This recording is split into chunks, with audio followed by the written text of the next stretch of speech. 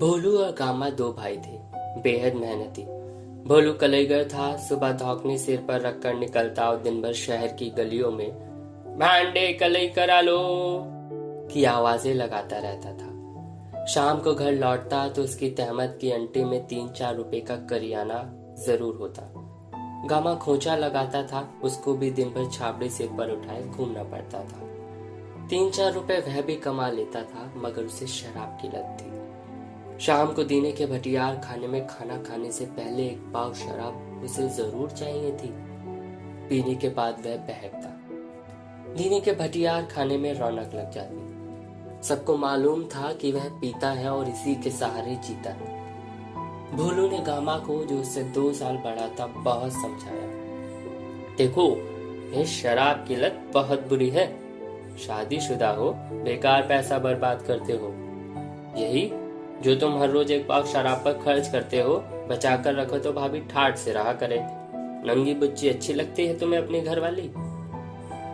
Gamma इस कान सुनता उस कान उड़ा देता। भोलू जब थक हार गया तो कहना सुनना ही छोड़ दिया। दोनों शरणार्थी थे। एक बड़ी बिल्डिंग के साथ सर्वेंट क्वार्टर थे। इन पर जहाँ औरों ने कब्जा जमा रखा था, वहाँ इन दोनों भाइयों ने भी एक क्वार्टर को, जो दूसरी मंजिल पर था, अपने रहने के लिए महफूज कर लिया था। सर्दियां आराम से गुजर गई। गर्मियां आई तो गामा को बहुत तकलीफ हुई। भोलू तो ऊपर कोठे पर खाट बिछाकर सो जाता, पर गामा क्या करता? बीबी थी और ऊपर पर्दे का कोई बंदोबस्त ही न था। एक गामा ही को यह तकलीफ न थी। उन क्वार्टरों में जो भी शादीशुदा था, इसी मुसीबत में फंसा था। कल्लन को एक बात सूझी। उसने कोठे पर कोने में अपनी और अपनी बीबी की चारपाई के इर्द गिर्द टाट तान दिया। इस तरह पर्दे का इंतजाम हो गया। कलन की देखा देखी दूसरों ने भी इस तरकीब से काम लिया। भोलू ने भाई की मदद की और कुछ दिनों में बांस वगैरह गाड़कर टाट और कंबल जोड़कर पर्दे का इंतजाम कर दिया। यूं हवा तो रुक जाती थी, पर नीचे क्वार्टर के नर्क से वह जगह हर हालत में बेहतर थी। ऊपर कोठे पर सोने से भोलू की तबीयत में एक अजीब क्रांति आ गई। वह शादी ब्याह का बिल्कुल कायल नहीं था। उसने दिल में निश्चय कर रखा था कि वह ये जंजाल कभी नहीं पालेगा। जब कभी गामा उसके ब्याह की बात छेड़ता तो वह कहा करता, हाँ भाई, मैं अपने निरोए पिंडे पर झोंके नहीं लगवाना चाहता। लेकिन जब गर्मियां आई और उसने ऊपर खाट बिछाकर सोना शुरू किया तो 10-15 दिन ही में उसके विचार बदल गए। एक शाम को दीने के भटियार खाने में उसने अपने भाई से कहा, मेरी शादी कर दो, नहीं तो मैं पागल हो जाऊंगा। गामा ने जब यह सुना तो उसने कहा, यह क्या मजाक सूझा है तुम्हें? भोलू बहुत गंभीर हो गया। तुम्हें मालूम नहीं, 15 रातें हो गई हैं मुझे जागते हुए। गामा ने पूछा, क्यों, क्या हुआ? कुछ नहीं यार, दाएं बाएं जिधर नजर डालो कुछ न कुछ हो रहा होता है। अजीब अजीब आवाजें आती हैं, नींद क्या आएगी खाक? गामा जोर से अपनी घनी मूंछों में हंसा। भोलू शर्मा गया, फिर बोला, वह जो कल्लन है उसने तो हद ही कर दी है। साला रात भर बकवास करता रहता है। उसकी बीबी साली की जवान भी तालू से नहीं लगती। बच्चे पड़े रो रहे हैं, मगर वह। गामा हमेशा की तरह नशे में था। भोलू चला गया तो उसने दीने के भटियार खाने में अपने सब यार दोस्तों को खूब चहक चहक कर बताया कि उसके भाई को आजकल नींद नहीं आती। इसकी वजह जब उसने अपने अंदाज में बयान की तो सुनने वालों के पेट में हंसते हंसते बल पड़ गए। जब वे लोग भोलू से मिले तो उन्होंने उसका खूब मजाक उड़ाया। कोई उससे पूछता, हाँ भाई, कल्लन अपनी बाकी से क्या बातें किया करता है? कोई कहता, मियाँ मुफ्त में मजे लेते हो, सारी रातें फिल्में देखते रहते हो, 100% बोलती गाती। कुछ ने उससे गंदे गंदे मजाक किए। भोलू चिढ़ गया। दूसरे दिन उसने गामा को उस वक्त पकड़ा जब गामा नशे में नहीं था, तो उसने उससे कहा, तुमने तो यार मेरा मजाक बना दिया है। देखो, जो कुछ मैंने तुमसे कहा है झूठ नहीं है। मैं इंसान हूँ, खुदा की कसम मुझे नींद नहीं आती। आज 20 दिन हो गए हैं मुझे जागते हुए। तुम मेरी शादी का बंदोबस्त कर दो, वरना कसम पंजतन पाक की मेरा खाना खराब हो जाएगा। भाभी के पास मेरा 500 रुपया जमा है, जल्दी कर बंदोबस्त। गामा ने मूंछ मोड़कर पहले कुछ सोचा, फिर कहा, अच्छा हो जाएगा बंदोबस्त, तुम्हारी भाभी से आज ही बात करता हूँ कि वह अपनी मिलने वालियों से पूछगछ करे। 1.5 महीने के अंदर अंदर बात पक्की हो गई। समत कलईकर की लड़की आयशा गामा की बीबी को बहुत पसंद आई। खूबसूरत थी, घर का कामकाज जानती थी। वैसे समत भी शरीफ था, मोहल्ले वाले उसकी इज्जत करते थे। भोलू मेहनती था, तंदुरुस्त था। जून के मध्य में ही शादी की तारीख निश्चित हो गई। समत ने बहुत कहा कि वह इतनी गर्मी में लड़की नहीं ब्याहेगा, और गामा ने जब बहुत जोर दिया तब वह मान गया। शादी से 4 दिन पहले भोलू ने अपनी दुल्हन के लिए ऊपर कोठे पर टाट के पर्दे का बंदोबस्त किया। बांस बड़ी मजबूती से फर्श पर गाड़ा, टाट खूब कसकर लगाया। 4 पाइयों पर नए खींच बिछा, नई सुराही मुडेर पर रखी। शीशे का गिलास बाजार से खरीदा। सब काम उसने बड़े शौक से किए। रात को जब वह टाट के पर्दे में घिर कर सोया तो उसको अजीब सा लगा। वह खुली हवा में सोने का आदी था, मगर अब उसको आदत डालनी थी। यही वजह थी कि शादी से 4 दिन पहले ही उसने यूं सोना शुरू कर दिया। पहली रात जब वह लेटा और उसने अपनी बीवी के बारे में सोचा तो वह पसीने में तरबतर हो गया। उसके कानों में वे आवाजें गूंजने लगी जो उसे सोने नहीं देती थी, और उसके दिमाग में तरह तरह के परेशान ख्याल दौड़ाती थी। क्या हम भी ऐसी आवाजें पैदा करेंगे? क्या आसपास के लोग भी हमारी आवाजें सुनेंगे? क्या वे भी इसी तरह रातें जाग जाग कर काटेंगे? किसी ने अगर झांक कर देख लिया तो क्या होगा? भोलू पहले से भी ज्यादा परेशान हो गया। हर वक्त उसको यही बात सताती रहती कि टाट का पर्दा भी कोई पर्दा है। फिर चारों तरफ लोग बिखरे पड़े हैं। रात की खामोशी में हल्की सी सरगर्मी भी दूसरे कानों तक पहुंच जाती है। लोग कैसे यह नंगी जिंदगी बसर करते हैं। एक कोठा है, इस चारपाई पर बीबी लेटी है, उस चारपाई पर शौहर पड़ा है। सैकड़ों आंखें, सैकड़ों कान आसपास खुले हैं। नजर न आने पर भी आदमी सब कुछ देख लेता है। हल्की सी आहट पूरी तस्वीर बनकर सामने आ जाती है। यह टाट का पर्दा क्या है? सूरज निकलता है तो उसकी रोशनी सारा कुछ बेनकाब कर देती है। वह सामने कल्लन अपनी बीबी की छातियां दबा रहा है। वह कोने में उसका भाई गामा लेटा है, तहमत खुलकर एक और पड़ा है। इधर ईदू हलवाई की कुंवारी बेटी शांता का पेट छिद्रे टाट से झांक झांक कर देख रहा है। शादी का दिन आया तो भोलू का जी चाहा वह कहीं भाग जाए, पर कहाँ जाता? अब तो वह जकड़ा जा चुका था। गायब हो जाता तो जरूर समत खुदकुशी कर लेता। उसकी लड़की पर जाने क्या बीतती। जो तूफान मस्ता है अलग। अच्छा, जो होता है होने दो। मेरे साथी और भी तो हैं। धीरे धीरे आदत हो जाएगी मुझे भी। भोलू ने अपने आप को ढांढस दिया और अपनी नई नवेली दुल्हन की डोली घर में ले आया। क्वार्टरों में चहल पहल पैदा हो गई।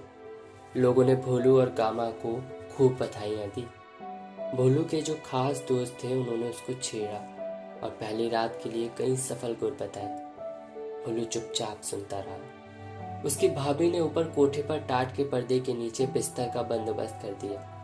गामा ने मोतिये के 4 बड़े बड़े हार तकिए के पास रख दिए। एक दोस्त उसके लिए जलेबियों वाला दूध ले आया। देर रात तक वह नीचे क्वार्टर में अपनी दुल्हन के पास बैठा रहा। वह बेचारी शर्म के मारे सिर निहुड़ाए घूंघट गाढ़े सिमटी हुई थी। सख्त गर्मी थी। भोलू का नया कुर्ता उसके जिस्म के साथ पसीने से चिपका हुआ था।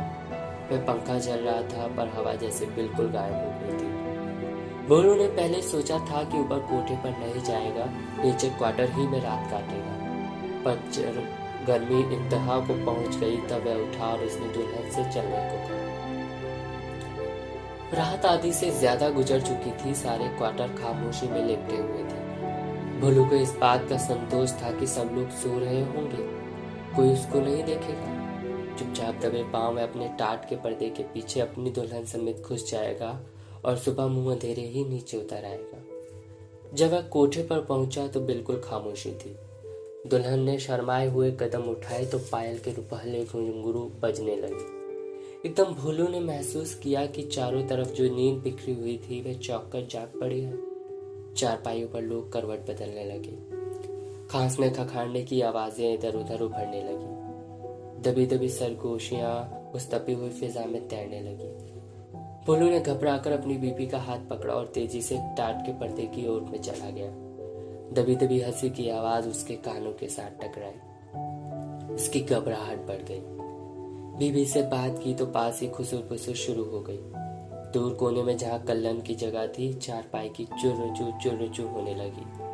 वह धीमी पड़ी तो गामा की लोहे की चारपाई बोलने लगी। ईदो हलवाई की कुंवारी लड़की शांदा ने 2-3 बार उठकर पानी पिया। घड़े के साथ उसका गिलास टकराता तो एक छनाका सा पैदा होता। खेरे कसाई के लड़के की चारपाई से बार बार माचिस जलाने की आवाजें आती थी। भोलू अपनी दुल्हन से कोई बात न कर सका। उसे डर था कि आसपास के खुले हुए कान फौरन उसकी बात निकल जाएंगे और सारी चारपाइयां चुर्र करने लगेंगी। दम साधे वह चुपचाप लेटा रहा। कभी कभी सहमी हुई निगाह से अपनी बीबी की तरफ देख लेता, जो गठरी से बनी दूसरी चारपाई पर लेटी थी। कुछ देर वह जागती रही, फिर सो गई। भोलू ने चाहा कि वह भी सो जाए, मगर उसे नींद न आई। थोड़ी थोड़ी देर के बाद उसके कानों में आवाजें आती थी, आवाजें जो फौरन तस्वीरें बनकर उसकी आंखों के सामने से गुजर जाती थी। उसके मन में बड़ी उमंगे थी, बड़ा जोश था। जब उसने शादी का इरादा किया था तो वे सारी लज्जतें जिनसे वह अपरिचित था उसके दिल दिमाग में चक्कर लगाती रहती थी। उसे एक गर्मी महसूस होती थी, बड़ी सुखद गर्मी, मगर अब जैसे पहली रात से उससे कोई दिलचस्पी ही ना हो। उसने कई रात में कई बार यह दिलचस्पी पैदा करने की कोशिश की, लेकिन आवाजें, वे तस्वीर खींचने वाली आवाजें सब कुछ अस्त व्यस्त कर देती। वह अपने आप को नंगा महसूस करता, बिल्कुल नंगा, जिसके चारों ओर से लोग आके फाड़ फाड़ कर देख रहे हों और हंस रहे हों। सुबह 4 बजे के करीब वह उठा। बाहर निकलकर उसने ठंडे पानी का गिलास लिया। कुछ सोचा, वह झिझक जो उसके मन में बैठ गई थी उसने किसी हद तक उसको दूर किया। अब ठंडी हवा चल रही थी जो काफी तेज थी। भोलू की निगाहें कोने की तरफ घूमी। कल्लन का घिसा हुआ टाट हिल रहा था।